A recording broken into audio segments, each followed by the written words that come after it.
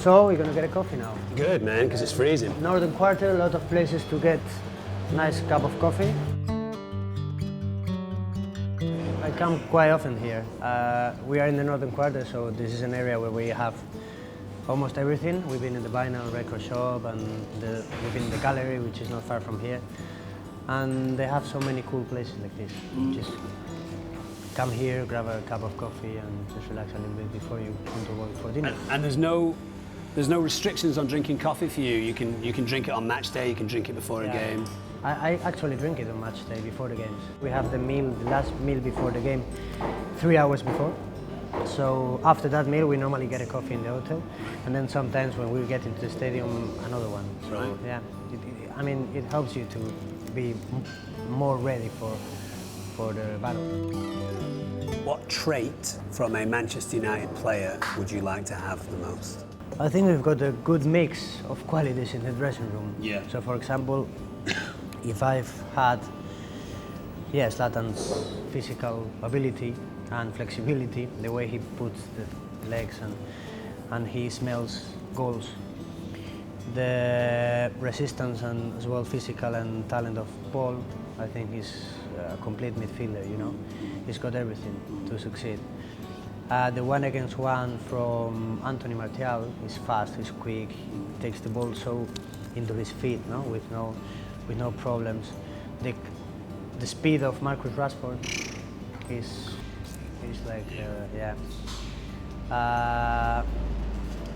the reaction of David De Gea is incredible, the way he reacts in the goal. Yeah. So I think I will make a Those combinations. pretty good player with all these qualities. My friends and I sit around and we say, obviously there's so much talent at Manchester United and all of those players would be impossible to play against, but we've said recently, it must be so horrible to play against Pogba because he's so tall and sharp. That's the way he used his body as well. You know, when he receives the ball facing our own goal, he protects the ball very good with his body and it's almost impossible to take it. He's like an octopus with the legs. Yeah.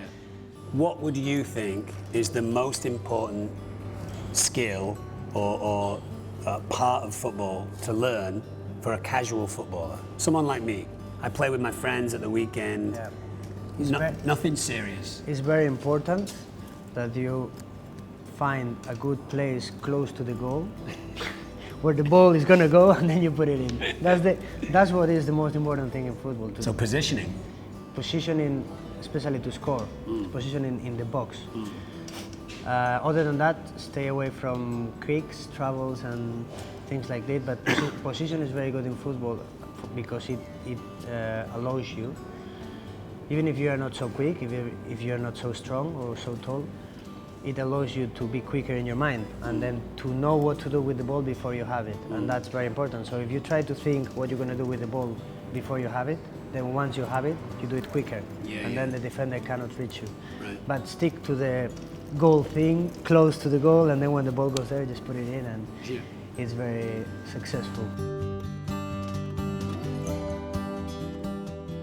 The biggest influence in my career that is not in the game is probably the people that surrounds me. That is my family, my mom, my dad, my sister. They've always been supporting me. And another thing that people normally don't see in football is that sometimes there are difficult moments. When you lose, when you're not playing, when things are not going the way you wanted, but you need people to be surrounded. You need people to be surrounded with and to help you. And this is the people that is with me all the time, in the good and in the bad. I got one last non-footballing question. What's your favourite film?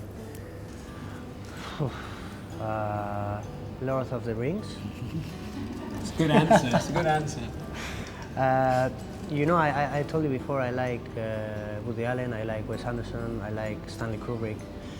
I like the movies that make you think. I don't have, as I said before, I don't have one favorite band or music style. I don't have just one movie.